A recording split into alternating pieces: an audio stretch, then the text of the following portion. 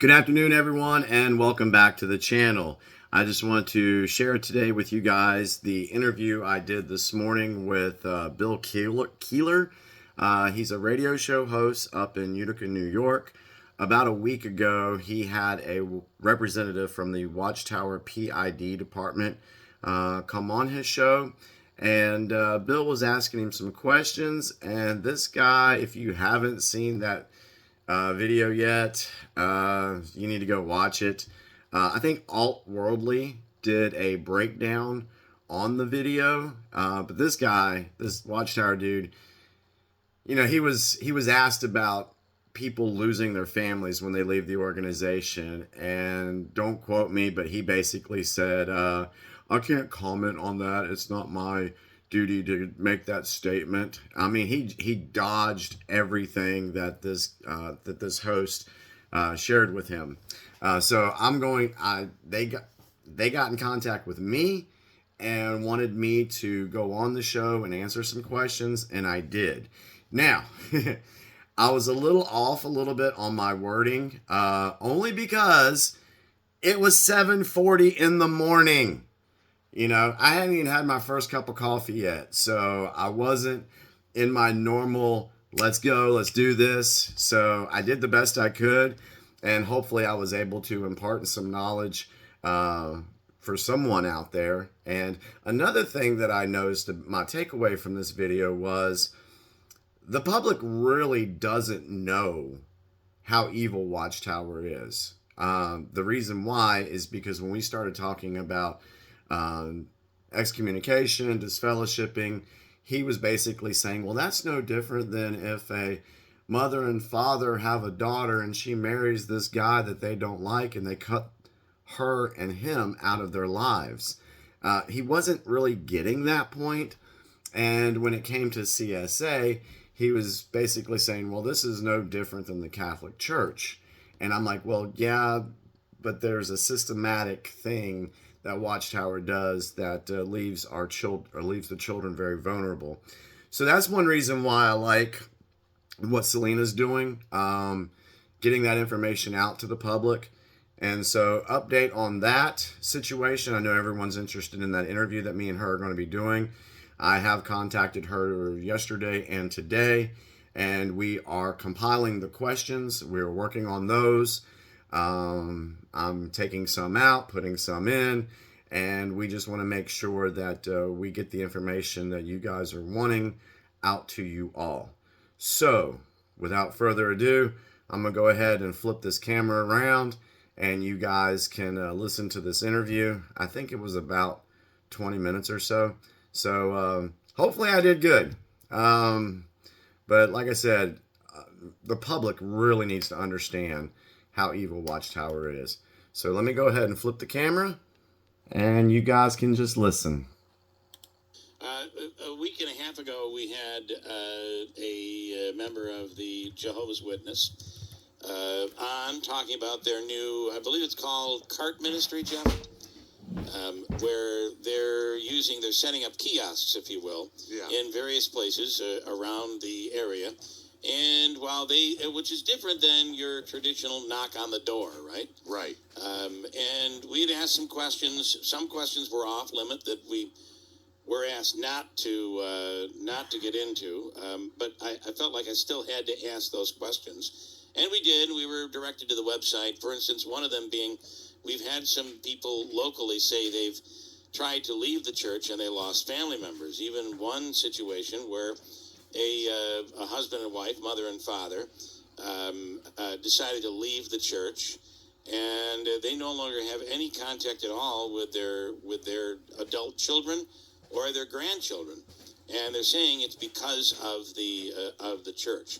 So since we had Jehovah's Witnesses on talking positively, we had a lot of people reaching out saying there's another side of this story. We were directed to a gentleman by the name of Jimmy Bell, who, from what I understand, was with the religion. I was in the Watchtower, is what it's called, from 6 years old until 46. I woke up from their indoctrination December 4th, 2018. and he says he could talk for a long time about this. Jimmy Bell on the line right now. Good morning. Good morning, Bill. Thank you for having me. I appreciate it. All right, Jeff, you got him there. Yes. All is good? Yes. All right. So you know that one of the questions we had asked is, is there an excommunication, if you will, in the church? Is it if someone decides to leave the church, do they lose their family? What do you? And we were told that doesn't happen. What do you say to that? I would say if you're told that doesn't happen, that's a lie. I've been shunned by my mother and father since I left that organization. They've been doing this for a long time, so that's one of the things that they use to keep people in the organization is the threat of, hey, if you get what they call disfellowshipped or you become inactive or anything like that, then yes, your family will shun you. Now, how do you say though that? To be fair, things like this happen often. A daughter marries someone the parents don't want them to marry. Now, this is outside the Jehovah's religion, outside the Watchtower. The father says, "You're dead to me. I'm not talking to you anymore." So, is this the choice of your parents? Was it their choice? Or is it, explain that. Why do you blame the religion? Because the way they set things up is one of the things that they use is they say we do not dine with unbelievers. Okay. It's a scripture that I can't remember the scripture off the top of my head, but they say that we do not, engage with non-believers. And so they will disfellowship you, and you will lose your family. One of the things is, and when you're disfellowshipped and you're trying to get back into the organization, you can come to the meetings, but you have to basically sit in the back of their kingdom hall. You're not allowed to talk to anybody while you're disfellowshipped. So when you go to these meetings, you're not allowed to talk to anybody.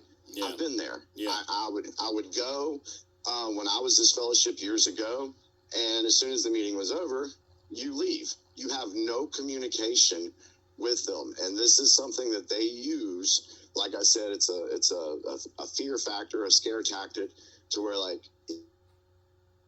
if you leave, then you're your old family. And right now, there's a lot of people in the organization that we call PMO, physically in, mentally out, and they don't really believe in Watchtower anymore, but they don't leave because they know that their family is going to shun them. Yeah. And why were you shunned? Why were you punished? What did you do something that the church disagreed with? Did you try to leave? What happened? No, when I left in 2018, I just realized that a lot of the doctrine that they were teaching, I did my own outside research because Watchtower does not want anyone to do any outside research. They just want you to stick to the Watchtower material. And so when I went outside of that and started questioning some of the doctrine, I started getting a cold shoulder, and I just left. This time around, I didn't get disfellowshipped or what they call disassociated. I just left and never went back. And then when I started speaking out in my activism, and my parents got wind of that, they're like, yeah, he's an apostate. We're not going to have anything to do with him. Okay. So my mom and dad, they haven't talked to me now for 2.5, 3 years. Do you have siblings? I do. And where do they stand? My sister is still in the organization. My two brothers, they never got baptized. And this is the funny thing. My brothers never got baptized, but my mom and dad will still talk to them, even though they have nothing to do with the organization. But because I was baptized at 14 years old, they consider that me being part of the organization and that I left, and so they shunned me. Okay. But, So we've also been. I'll get to what you want people to know in a second, but we've been told that there is sexual abuse, underage sexual abuse, it is hidden by the church. What do you know about that? I know that is true. And one thing that I'm pivoting to in my activism is, yes, shunning is awful. Shunning it's mentally debilitating, so to speak. There are people that have actually committed suicides because of the shunning. And so the thing, though, is Watchtower doesn't mind if people are talking about the shunning, because technically it's not a criminal offense. Right. So they don't care that you're talking about that. What they do care about is when you start talking about the criminal offense of child sexual abuse in the organization. I know tons of people who have been abused by elders, ministerial servants, even governing body members. And this is something that Watchtower does hide. It's a systematic thing that they do. And yeah, it's very prevalent in the organization. Right now, there's... Just to be clear, what you're putting this on the Hold on 1 second. organization itself, not necessarily individuals in the organization. Yeah, he's not able to hear you. I'm sorry. But I'll. Jeff back in the studio is saying you're putting this on the organization, not on the individuals. Yes. And yes. why is that? Is it because of the cover up? Yes, it's totally because of the cover up. For example, did an investigation back in 2015. It's called the Australian Royal Commission, and in their findings, they found that there was 1,006 cases of pedophilia that involved over 1,800 children that was never reported to the authorities. I also got a circuit overseer on hidden camera one time in one of my videos, and in that video, he actually, circuit overseer for your audience is like a district manager. He just goes around and visits. Okay. So he actually admitted on camera, well, he didn't know he was on camera, but that in Australia, it's okay to have sex with children and you don't have to report it. I have that. I have him saying that. So what is the age of consent in Australia? I guess I never knew that. I don't know. Okay, I don't know. I'll look that up. I don't know. So you're saying it's the organization that not necessarily allowing, but covering it up and preventing anyone from being prosecuted. Yeah, the reason why is because they have what they call a two-witness rule. And if there were never two witnesses to an incident, it never happened. And whenever a case of CSA comes up, what they do is, what we would normally do is call the police to investigate. They don't do that. You go, you tell an elder about it, and the elder says, okay, all right, well, let me call New York. So then they call New York and to get further instruction on what they need to do in the situation. Okay. So right there, that's the start of the cover-up. How would you say that's any different than what the Catholic Church had done? I wouldn't say it's that much different. It isn't different. It isn't different, obviously. And I would believe if there is a molestation of some sort, laws, depending on where you live, require that it be reported. Yeah, I would say so. And then, so you have parents who maybe their child had been molested. The parents are willing to stay They're willing to stay quiet. Yes. Yeah. Yes. And that is because of the intimidation of the church. Correct. And then I guess I would ask, though, and this was the previous question that I had. This really is no different, though, than what happens in families across America. Somebody marries out of their religion, or they marry somebody of another race, or they marry someone mom or dad don't want them to marry, or they do something and all of a sudden there's a break in a family and they won't speak to each other. It does happen in regular families, but why do you feel this is different? Because Watchtower covers it up. They try to say on their website that, when someone's disfellowshipped, normal family relations continue. when you go to the meetings or whatever, you're doing spiritual, quote, spiritual activities, then it's okay to, or no, it's you don't associate with anybody with spiritual stuff. Yeah. But outside, you know, if you just wanted to go to a ball game together, they say that that's okay. That's a lie. Because everyone who's left that organization has experienced some type of shunning in their life from their family members. So I knew someone who was not a Jehovah's Witness, but it was they were very religious. They could not afford to provide for their family. They were struggling. The kids didn't have the proper supplies for school. They didn't have the proper clothing for school. They definitely were they were poor. Yet they made sure that, I believe it was 15% of their income had to go to the church. And I remember having this conversation with this person, like, that's just, you need to take care of your family. Your family should be taken care of before you can give to a charity, whether it be a church or anything. So I wonder if what you're talking about is more certain religions as opposed to just Jehovah's Witness or Watchtower. Right? Well, you see what I'm saying? As far as in this case, these people were not Jehovah's Witnesses, but they felt that they felt that they had been convinced by their pastor that the right thing to do would be to give to God first, give to the church first, money to the church, and give to their family second. I just couldn't understand that. But I guess what I'm saying is I'm not sure that Jehovah's Witness is alone in this. Oh, no, Watchtower does that too. I mean, Watchtower, they have little contribution boxes set up in the back of their kingdom halls. They have where you can go online and donate to them. And they're always saying, you know, give to Jehovah, you will be blessed. They try to use the comparison of the lady who gave her last two shekels or whatever it was back in the old days. Mm-hmm. Yeah.